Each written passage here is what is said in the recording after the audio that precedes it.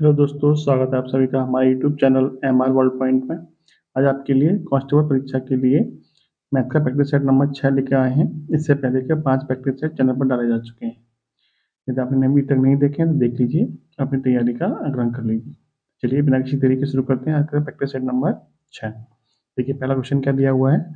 एक सैनिक शिविर में 500 सैनिकों के लिए 27 दिन का राशन था। 3 दिन बाद 300 सैनिक और आ गए। शेष राशन कितने दिनों के लिए पर्याप्त होगा। देखिए यदि मान लीजिए 3 दिन के बाद में 300 सैनिक नहीं आते तो शेष खाना कितने दिन चलता। तो शेष खाना चलता 500 सैनिकों के हिसाब से 24 दिन और चलता, क्योंकि टोटल 27 दिन के लिए था। तो 500 सैनिकों के हिसाब से खाना चलता है आपका 24 दिन। तो 500 गुणा 24 कर लेंगे बराबर। अब सैनिक कितने आ गए, 300 सैनिक और आ गए। अब सैनिक कितने हो गए, 800, क्योंकि 500 पहले से थे, 300 और आ गए। अब सैनिक हो गए 800। अब खाना कितने दिन चलेगा, हम मान लेते हैं x दिन चलेगा। 500 गुणा 24 बराबर 800 गुणा x। इसको सॉल्व कर लेंगे, 2 जीरो से 2 जीरो खत्म, 8 से कटेगा 3 बार, और 3 इंटू 5 कितना होता है 15। तो x की वैल्यू कितनी आ गई 15। राइट आंसर आपका हो जाएगा 15 दिन। नेक्स्ट क्वेश्चन देखिए आप। देखिए एक आयताकार मैदान का परिमाप दे रखा है 480 मीटर। इसकी लंबाई तथा चौड़ाई का अनुपात दे रखा है 5:3। मैदान का क्षेत्रफल क्या होगा। तो देखिए परिमाप आपकी चौड़ाई और लंबाई चौड़ाई का अनुपात दे रखा है 5:3। हम मान लेते हैं कि लंबाई हमारी 5x है और चौड़ाई हमारी कितनी होगी 3x होगी। क्लियर। परिमाप बराबर होता है, आयत की परिमाप बराबर होता है 2 गुणा लंबाई प्लस चौड़ाई, यानी 5x प्लस के 3x। कितना हो गया, 5 और 3 8 और 2 16। 16x आपकी क्या होगी परिमाप। लेकिन परिमाप हमारी कितनी रखी है 480 मीटर। 16x की वैल्यू हो जाएगी 480। तो यहाँ से x बराबर निकल कर आ जाएगा 480 बटे में 16, यानी कि 30। x की वैल्यू कितनी आ गई 30। तो 5x की वैल्यू कितनी हो जाएगी 5 गुणा 30, यानी कि 150। और 3x की वैल्यू कितनी आ जाएगी 3 गुणा 30, यानी कि 90। ये 5x क्या है, 5x आपकी लंबाई है, और 3x क्या है, 3x आपकी चौड़ाई है। आपसे पूछा क्या है, क्षेत्रफल पूछा है। तो क्षेत्रफल बराबर क्या होता है, लंबाई गुणा चौड़ाई। क्षेत्रफल बराबर होता है लंबाई गुणा चौड़ाई। तो क्षेत्रफल आपका हो जाएगा 150 गुणा 90। दोनों गुणा कर देंगे कितना आंसर आ जाएगा 135 पे 2 जीरो, यानी आपका राइट आंसर हो जाएगा। यानी ऑप्शन नंबर सी आपका एकदम सही हो जाएगा। नेक्स्ट क्वेश्चन देखिए, क्वेश्चन क्या दिया है। भाग के एक प्रश्न में भाजक भागफल का 12 गुना है और शेषफल का 5 गुना है। यदि शेषफल कितना हो 48 हो तो भाज्य कितना होगा। तो देखिए भाज्य कैसे निकालेंगे। एक तो डायरेक्ट ट्रिक होती है कि जितना शेषफल दे रखा है उसका इकाई का अंक ही आपके भाज्य का इकाई का अंक होता है। यानी आपका राइट आंसर कितना हो जाएगा, option number C right answer हो जाएगा। लेकिन आपको मैं इसको डिटेल में समझा देता हूँ। बाई चांस कभी भागफल ना देखे आपका, सॉरी शेषफल ना देखे भागफल दे तो आप कैसे करेंगे, देखिए सीख लीजिए। आपको क्वेश्चन में दिया हुआ है कि भाजक भागफल का 12 गुना है। भाजक दे रखा है, भाजक बराबर दे रखा है भागफल का 12 गुना। क्लियर। और भाजक ही दे रखा है शेषफल का कितना है 5 गुना। शेषफल का दे रखा है 5 गुना। क्लियर। लेकिन आपको पता है कि शेषफल कितना दे रखा है 48। तो शेषफल कितना दे रखा है 48। तो 48 गुणा 5 बराबर कितना हो गया, ये हो जाएगा आपका 240। इसका मतलब हमारा भाजक मिल जाएगा 240। लेकिन भाजक किसके बराबर है, भागफल गुणा 12 के बराबर। 240 दे रखा है, भागफल गुणा 12 के बराबर। तो यहाँ से हमें क्या मिल जाएगा, भागफल बराबर मिल जाएगा 240 बटे में 12, यानी कि 20। हमारा भागफल कितना मिल गया 20 मिल गया। हमारा भागफल मिल गया 20, शेषफल हमें मिल गया, शेषफल यही रखा है 48, और हमारा भाजक मिल गया 240। हमें चाहिए क्या, हमें चाहिए भाज्य। तो भाज्य बराबर क्या होता है, देखिए भाज्य बराबर होता है भाजक गुणा भागफल प्लस में शेषफल। देखिए मैंने आपको पहले समझाया था कि शेषफल क्या होता है, जुड़ता है। जो शेषफल का इकाई अंक होता है वही आपका क्या होता है, भाज्य का इकाई अंक होता है। देखिए भाजक कितना है 240, भागफल कितना है 20, प्लस शेषफल कितना है 48। तो यहाँ से कितना मिल जाएगा 24 दूनी 48, यानी कि 4800 मिल जाएगा प्लस के 48। इसमें जोड़ देंगे कितना आएगा 4848। राइट आंसर कितना आ जाएगा 4848। राइट आंसर आ जाएगा आपका 4848। ठीक है, ऑप्शन नंबर सी में दे रखा है। यही आपको मैंने पहले ही बताया था, यही आपका क्या हो जाएगा आंसर हो जाएगा। नेक्स्ट क्वेश्चन देखिए। x के 5% को x में जोड़ने पर x को कितने से गुणा करने के समतुल्य है। देखिए कैसे करेंगे इसको। देखिए क्वेश्चन दिया हुआ है आपका, कैसे कर सॉल्व करेंगे इसको। आपको बोला कि x के 5% को x में जोड़ने पर, तो x का 5% हो जाएगा x गुणा 5/100। किसमें जोड़ना है, x में जोड़ना है। आपसे पूछा है कि जोड़ने पर x को कितने से गुणा करने के समतुल्य है। हमने मान लिया कि x में 22 से गुणा करने के समतुल्य है। समतुल्य मतलब होता है बराबर। इसके मतलब समतुल्य है, x में 22 से गुणा करने के समतुल्य है। अब इसको क्या कर लेंगे, हम सॉल्व कर लेंगे। देखिए 100x जोड़ेंगे किसमें, 5x में, कितना आ जाएगा 105x बटे में 100 बराबर x इंटू बाई। एक्स से क्या हो जाएगा खत्म, x कितना आएगा यहाँ से 1.05, जो किसके बराबर होगा, बाई के बराबर। आपको चाहिए क्या, बाई की वैल्यू ही चाहिए थी। कितना आ गया 1.05, यानी कि ऑप्शन नंबर बी क्या हो जाएगा आपका राइट आंसर। नेक्स्ट क्वेश्चन देखिए, आपको दे रखा है 0.47 का क्यूब, 0.33 का क्यूब, सॉरी माइनस में है बीच में, और नीचे दे रखा है ये 0.47 का वर्ग प्लस 0.47 इंटू 0.33 प्लस 0.33 का वर्ग। तो ये फॉर्मेट जो बनता है वो किसका बनता है, ये जो फॉर्मेट बनता है पूरा सवाल का वो बनता है आपका ए क्यू माइनस के बी क्यू बटे में ए स्क्वायर प्लस के ए बी प्लस के बी स्क्वायर। देखिए ए क्यू माइनस के बी क्यू बराबर क्या होता है, ए क्यू माइनस के बी क्यू बराबर होता है ए माइनस के बी ब्रैकेट में ए स्क्वायर प्लस के ए बी प्लस के बी स्क्वायर। अब बटे में क्या दे रखा है आपको, बटे में यही संख्या दे रखी है जो ऊपर दे रखी होती है, ए स्क्वायर प्लस के ए बी प्लस के बी स्क्वायर। देखिए इस पूरी संख्या से क्या होगा, ये ऊपर वाली संख्या कट जाएगी, बच्चे कितना ए माइनस के बी। तो आपको बचाना कितना है, तो आपका आंसर भी कितना आएगा, इन दोनों के अंतर के बराबर। यदि ये ए है तो ये क्या हो जाएगा बी। तो 0.47 माइनस के 0.33 कितना आएगा आंसर 0.14, ये हो जाएगा आपका राइट आंसर, यानी 0.14 क्या हो जाएगा राइट आंसर।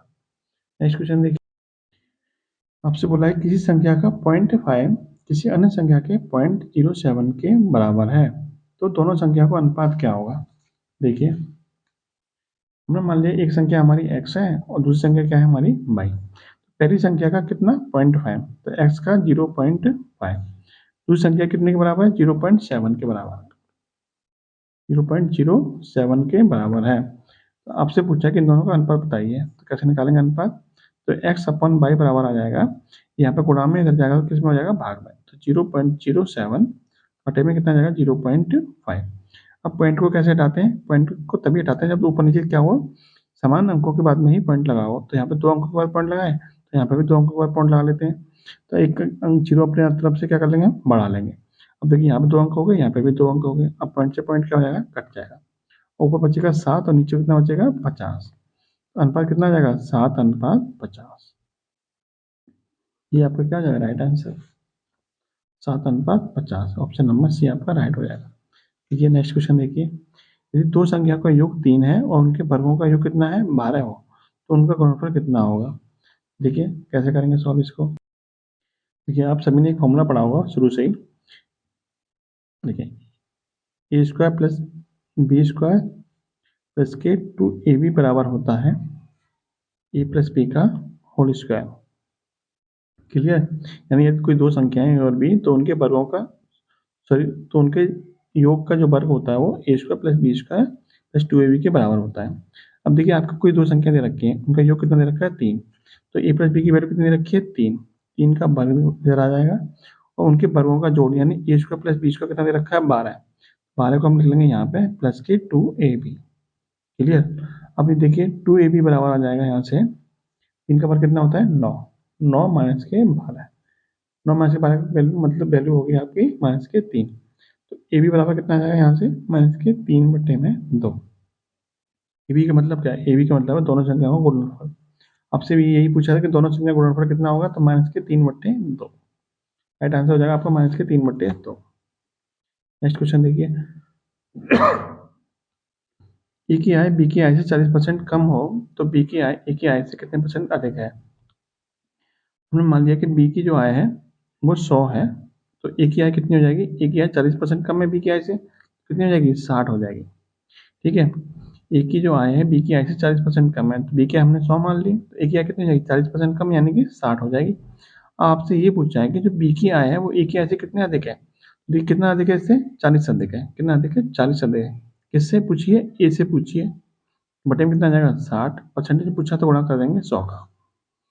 इसको सॉल्व कर लिए, 20 दूनी 40, 20 दिया 60 और 2/3 की फ्रैक्शन कितनी होती है, 66.66%। ऑप्शन नंबर सी क्या हो जाएगा आपका राइट आंसर। नेक्स्ट क्वेश्चन देखिए। देखिए, सेबों के मूल्य में 20% की कमी होने पर एक आदमी 4,000 रुपये में 16 किलोग्राम अधिक सेब खरीद सकता है। सेबों का कम हुआ प्रति किलोग्राम मूल्य कितना है। तो देखिए, हमें 16 किलोग्राम हमें अधिक सेब क्यों मिल रहे हैं, क्योंकि मूल्य में क्या हुई है 20% की कमी। तो 20% में कमी किस पे हुई है, 4,000 पे। तो 4,000 का 20% कितना होता है, 4,000 का 20% होता है आपका 800 रुपये। यानी 800 रुपये की क्या हुई है, कमी हो गई है, जिसकी वजह से हमें कितने किलोग्राम सेब मिल रहे हैं, 16 किलोग्राम सेब एक्स्ट्रा मिल रहे हैं। तो 800 रुपये मिल रहे हैं हमें 16 किलोग्राम। तो 1 किलोग्राम कितने के मिलेंगे, 800 बट्टे में 16, यानी कि ये आपका कट जाएगा 16 पंजे 80, यानी 50 रुपये। यानी 1 किलोग्राम सेब हमें अब कितने के मिलेंगे, 50 रुपये के। यही आपसे पूछा कि नया मूल्य कितना हो जाएगा, नया मूल्य कितना हो जाएगा, 50 रुपये हो जाएगा आपका राइट आंसर। नेक्स्ट क्वेश्चन देखिए आप। देखिए देखिए क्वेश्चन क्या दिया है, किसी विद्यालय में लड़कों तथा लड़कियों की संख्या में 5:3 का अनुपात था। 5:7 के अनुपात में कुछ नए लड़के तथा लड़कियां विद्यालय में भर्ती किए गए। इसी विद्यालय में विद्यार्थियों की कुल संख्या 1200 हो गई तथा लड़कों एवं लड़कियों की संख्याओं का अनुपात 7:5 में परिवर्तित हो गया। नई भर्ती से पहले विद्यालय में विद्यार्थियों की संख्या क्या थी। आपसे पूछा कि जो नए बच्चे आए थे उनसे पहले विद्यालय में विद्यार्थियों की संख्या कितनी थी। देखिए कैसे करेंगे इसको सॉल्व। देखिए, पहले और नए। पहले शुरुआत में लड़के कितने थे, 5:3 के अनुपात में, सॉरी लड़कियों में क्या अनुपात था, 5:3 था। तो 5:3 में अनुपात था, तो उसमें लड़के कितने थे पहले, 5/8, यानी पूरी संख्या थी 8, उसमें से लड़के कितने थे 5, तो 5/8 लिख लेंगे। बाद में जो नई भर्ती हुई है उसमें लड़के कितने हैं, उसमें जो लड़के हैं वो कितने हैं, 5/12। ठीक है, नई भर्ती में लड़के कितने हैं, 5/12, यानी कुल बच्चे थे 12, उसमें से लड़के कितने हैं 5। अब देखिए, अब दोनों नई भर्ती के बाद में अनुपात कितना हो गया, 7:5। अनुपात हो गया 7:5, यानी लड़की लड़कियों का अनुपात हो गया 7:5। तो उसमें लड़के कितने होंगे, 7/12। इस वाले सवाल को हम एजुकेशन मेथड से कर रहे हैं। एक टोटल जो अनुपात निकल के है वो, सॉरी, तो टोटल जो संख्या निकल के आई वो 7/12 निकल गई लड़कों की। शुरू में इतनी थी, नई में इतनी थी। अब इसको सॉल्व कैसे करते हैं, देखिए इन दोनों को डिफरेंस को हम कहाँ लिखते हैं, इन दोनों डिफरेंस को हम यहाँ पे लिखते हैं और इन दोनों के डिफरेंस को हम यहाँ पे लिखते हैं। देखिए सॉल्व करके देखिए क्या सॉल्व करेंगे। देखिए 5/8 माइनस के 7/12 यहाँ आ जाएगा और इन दोनों का अंतर कहाँ आ जाएगा, यहाँ पे, यानी कि 7/12 माइनस के 5/12। सॉल्व करिए इसको। देखिए यहाँ बचेगा आपका 7 में से 5 गए तो 2/12 और यहाँ बचेगा आपका, ये बचेगा आपका 8/12, सॉरी 8/24। इसका एलसीएम हो जाएगा 24 और ये 3 बजे 15 और 7 दूनी 14, यहाँ बचेगा 1/24, सॉरी यहाँ बचेगा 1/24। तो ये जो अनुपात निकल के आया वो किसका निकल के आया, पुराने और नए विद्यार्थियों का अनुपात। अब देखिए अभी और सॉल्व हो जाएगा ये, 1 से कटेगा ये 6 बार और 6 से कटेगा ये 4 बार। तो नया अनुपात क्या निकल के आ गया, 4:1, क्योंकि बट्टे में 4 इधर जाएगा तो ऊपर आ जाएगा, 4:1 निकल के आ गया। यानी नया जो इन दोनों का अनुपात जो निकल के आया पुराने और नए वालों का, यानी पहले और नए वालों का अनुपात निकल के आया वो 4:1 निकल के आया। यानी पहले विद्यार्थी यदि 4 थे तो नए आने वाले विद्यार्थी कितने हैं, 1 है। अब कुल मिला के विद्यार्थी हो कितने गए, 4 और 1 5, लेकिन एक्चुअल में कितने विद्यार्थी हो गए, 1200। क्वेश्चन में कितना दिया है, 1200 दिया है। देखिए 5 यूनिट की वैल्यू कितनी दे रखी है, 1200। तो 1 यूनिट की वैल्यू निकल के आ जाएगी यहाँ से 1200 बट्टे में 5, यानी कि 240। ठीक है, 1 यूनिट की वैल्यू आ जाएगी निकल के 240। आपसे क्वेश्चन में पूछा है कि विद्यालय में विद्यार्थियों की संख्या बताइए, कब की, पहले की। पहले विद्यार्थी कितने थे, 4 यूनिट विद्यार्थी थे। तो 4 यूनिट की वैल्यू कितनी हो जाएगी, 1 यूनिट की वैल्यू निकल के आई 240। तो 4 की वैल्यू निकल के आएगी 4 × 240, यानी कि 960। तो राइट आंसर आपका हो जाएगा 960, यानी कि ऑप्शन नंबर डी आपका राइट आंसर हो जाएगा। नेक्स्ट क्वेश्चन देखिए। देखिए ए तथा बी की किसी एक दूरी को क्रमशः 9 किलोमीटर प्रति घंटा, 10 किलोमीटर प्रति घंटा की चाल से तय करते हैं। यदि ए बी से 36 मिनट का समय अधिक लेता है, ठीक है, तो दोनों के द्वारा तय की गई दूरी बताइए। तो देखिए मैं आपको एक चीज़ समझा देता हूँ यहाँ पे कि जो चाल का अनुपात होता है, चाल का अनुपात यहाँ पे कितना दे रखा है, 9:10। 9:10 दोनों की चाल का अनुपात कितना दे रखा है, 9:10। यानी यदि एक की 9 है, दूसरे की दे रखी है 10, 9:10 हो गया। तो इनके द्वारा लिए गए समय का अनुपात क्या होता है, हमेशा चाल के अनुपात का उल्टा होता है। यानी इनके द्वारा लिया गया समय कितना हो जाएगा, 10:9 में लिया जाएगा। यानी जिसकी एक की चाल कितनी है, एक की चाल कितनी है, 9 है, उसको समय लगेगा 10 यूनिट। यदि बी की चाल कितनी है, 10, तो एक को समय लगेगा, सॉरी बी को समय लगेगा 9 यूनिट। क्लियर। इसका मतलब बी को, सॉरी इसका मतलब ए को जो समय लग रहा है वो बी से कितने यूनिट अधिक लग रहा है, 1 यूनिट अधिक लग रहा है। क्लियर, 1 यूनिट अधिक लग रहा है बी को, बी से ए को समय, लेकिन एक्चुअल में कितना अधिक लग रहा है, 36 मिनट। तो 1 यूनिट की वैल्यू कितनी होगी, 36 मिनट। क्लियर। तो 1 यूनिट की वैल्यू 36 है, तो जरा मुझे ये बताइए कि 10 यूनिट की वैल्यू कितनी हो जाएगी, 10 यूनिट की वैल्यू हो जाएगी 36 गुणा 10 यानी कि 360 मिनट। और 360 मिनट का मतलब कितना होता है, 360 मिनट का मतलब होता है 360/6, 60 कर देंगे तो ये हो जाएगा 6 घंटे। यानी मिनट को हमने किस में चेंज कर लिया, घंटे में। इसका मतलब ये हुआ कि ए को समय कितना लग रहा है, एक को समय लग रहा है 6 घंटे। एक को समय लग रहा है 6 घंटे। तो एक की चाल है कितनी, एक की चाल दे रखी है आपकी 9 किलोमीटर प्रति घंटा। तो 9 किलोमीटर प्रति घंटा चाल दे रखी है, समय निकल के आ गया 6 घंटे। आपसे दूरी पूछिए, तो दूरी बराबर क्या होता है, दूरी बराबर होता है चाल गुणा समय। चाल दे रखी है 9 और समय लग रहा है 6 घंटे। दूरी कितनी हो जाएगी, 54 किलोमीटर। आपसे दूरी पूछे, दूरी निकल आई 54 किलोमीटर। राइट आंसर हो जाएगा आपका 54 किलोमीटर। नेक्स्ट क्वेश्चन देखिए, ए बी और सी अलग अलग कार्य करके किसी कार्य को क्रमशः 11 दिन, 20 दिन और 55 दिनों में पूरा कर सकते हैं। यदि बी और सी एक अंतर दिन पर एक ही सहायता करें तो कार्य कितने दिन में पूरा हो जाएगा। देखिए टाइम इन बार का क्वेश्चन है, कैसे करते हैं इसको। देखिए ए करता है 11 दिन में, बी करता है 20 दिन में और सी करता है 55 दिन में। हम क्या करेंगे, इन तीनों के समय का एलसीएम के बराबर हम टोटल काम मान लेते हैं। हम मान लेते हैं कि टोटल काम है वो 11, 20 और 55 का एलसीएम यानी कि 220 यूनिट है। 220 यूनिट क्या है, दोनों के तीनों के एलसीएम के बराबर काम है। टोटल काम जो है वो 220 यूनिट है। इसको एक कितने दिन में कर देता है, 11 दिन में। तो 11 दिन में पूरा 220 यूनिट कर देता है, तो एक दिन में कितना करता होगा, 220/11 यानी कि 20 यूनिट काम कर देता है एक दिन में। यदि बी 20 दिन में पूरा काम कर देता है 220 यूनिट, तो एक दिन में कितना करता होगा, 220/20 यानी कि 11 यूनिट कर देता है। क्लियर। और सी यानी कि 55 दिन में पूरा काम कर देता है, तो एक दिन में कितना करता होगा, 220/55 यानी कि 4 यूनिट काम कर देता है एक दिन में। क्लियर। इतनी बात क्लियर हो गई आपकी। अब देखिए, अब आपसे बोला कि यदि बी और सी एकांतर दिन में एक की सहायता करें। इस एकांतर दिन का मतलब क्या है, एक एक करके एक दिन के अंतर पर सहायता कराएं। यानी कि पहले दिन ए और बी काम करेंगे, फिर दूसरे दिन ए और सी काम करेंगे, फिर अगले दिन फिर ए और बी काम करेंगे, फिर अगले दिन ए और सी काम करेंगे। इस तरह एक एक दिन के अंतर पर एक दूसरे की, ये बी और सी यानी ए की सहायता कर रहे हैं। ठीक है। तो जब ये जरा ये बताइए कि जब पहले दिन ए और बी काम करेंगे तो एक दिन में कितना काम कर देंगे, 20 और 11 31 काम। 20 और 11 का जोड़ कितना हो गया, 31 काम कर देंगे कितने दिन में, एक दिन में। जब शुरू में ए और बी काम करेंगे तब। लेकिन जब ए और सी काम करेंगे तो एक दिन में कितना काम कर देंगे, 20 और 4 24।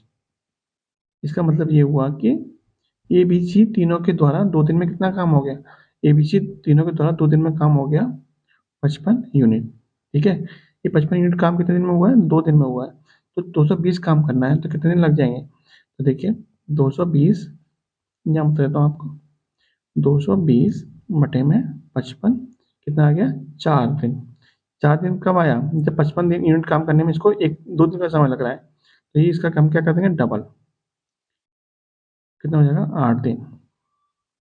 ये 55 दिन काम एक दिन का थोड़ी है, ये 2 दिन का काम है। तो 2 दिन के हिसाब से ये 4 दिन निकल के आ रहा है। लेकिन सॉरी, एक दिन के हिसाब से ये 4 दिन निकल के आ रहा है, तो 2 दिन के हिसाब से कितना निकल के आएगा, डबल।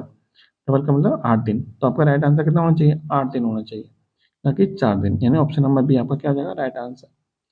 नेक्स्ट क्वेश्चन देखिए, ए बी और सी क्रमशः 8400, 15,600 और 13,200 निवेश करके एक व्यापार का आरंभ करते हैं। सभी ने समान समय के लिए निवेश किया, यदि वार्षिक लाभ में ए का हिस्सा कितना है, 1960, तो बी और सी के वार्षिक लाभों के हिस्सों में क्या अंतर होगा। तो देखिए ये जो आपका पार्टनरशिप वाला जो चैप्टर है उसमें लॉजिक क्या काम करता है कि जिस रेशियो में ये लोग इन्वेस्ट करते हैं उसी रेशियो में क्या होता है, इनके लाभों का बंटवारा होता है।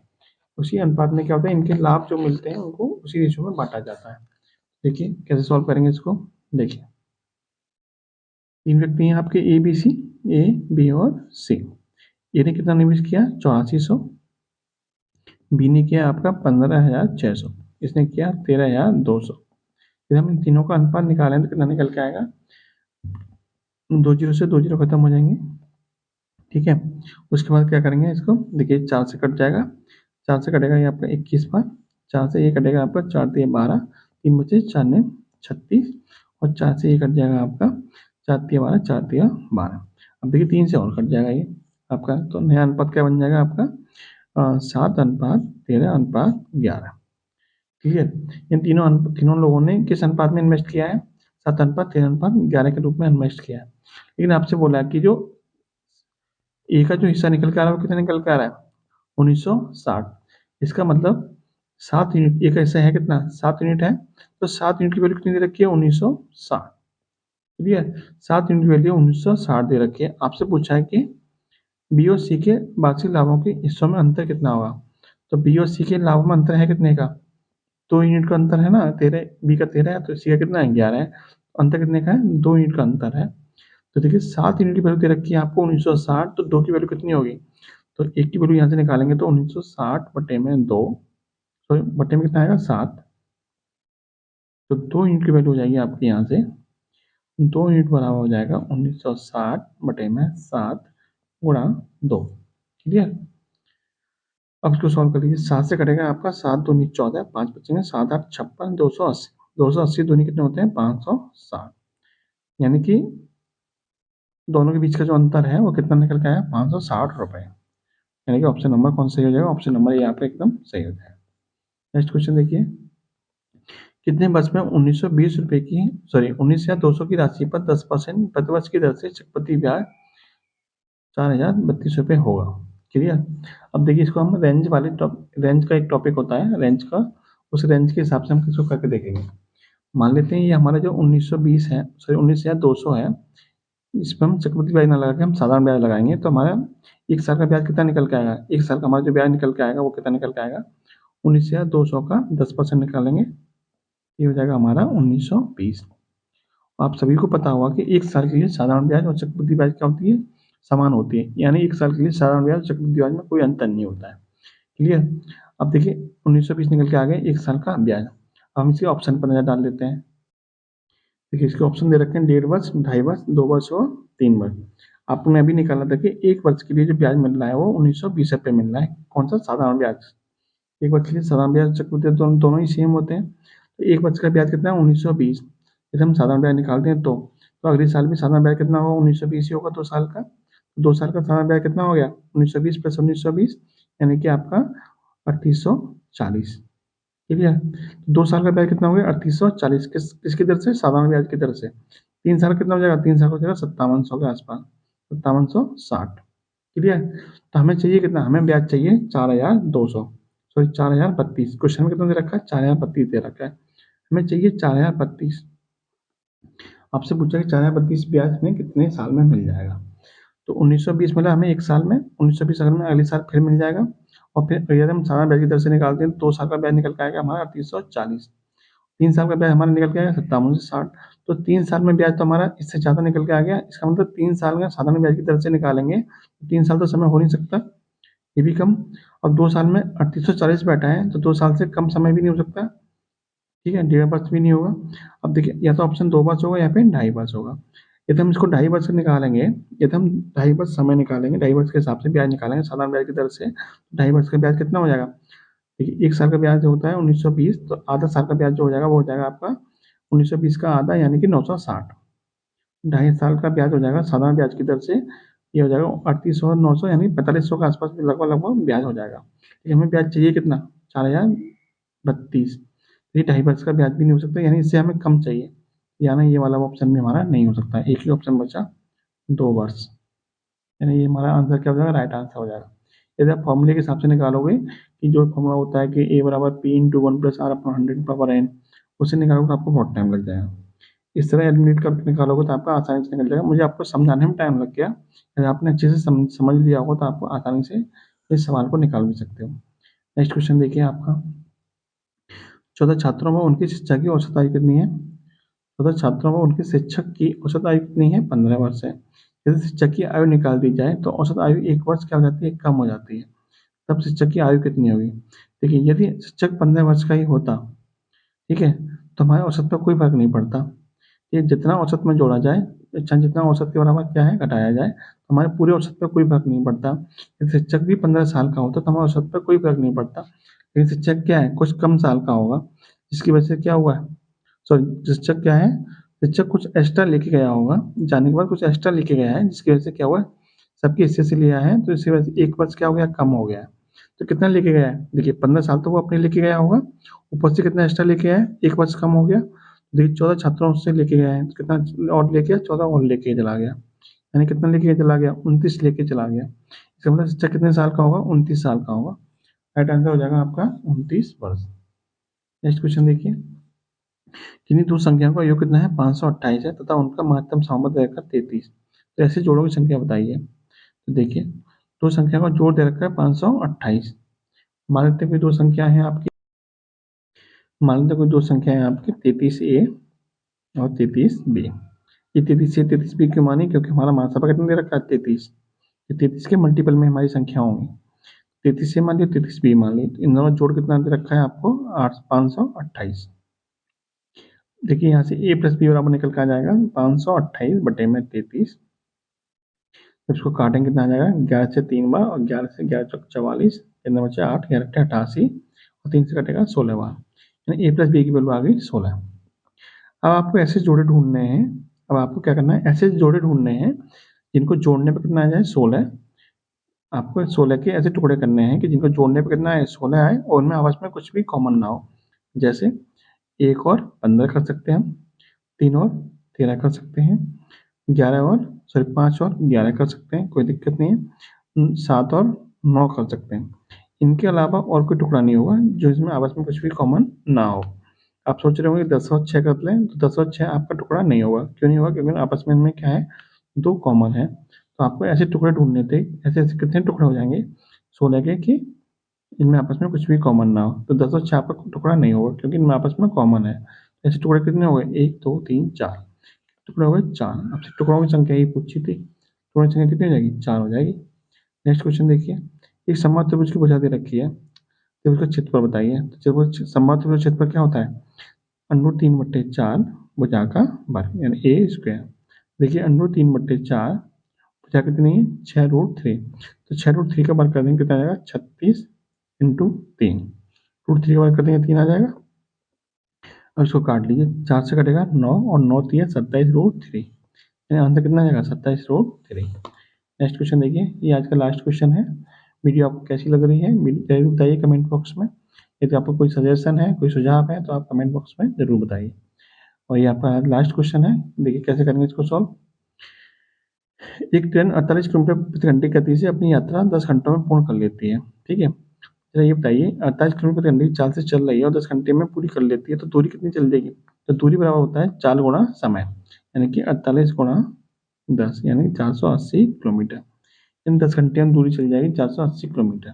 अब आपसे पूछा कि यदि इतनी ही दूरी को वो 8 घंटे में तय करे तो ट्रेन की गति कितनी होगी? ट्रेन की गति बराबर क्या होता है? 4 बराबर होता है दूरी बट्टे समय।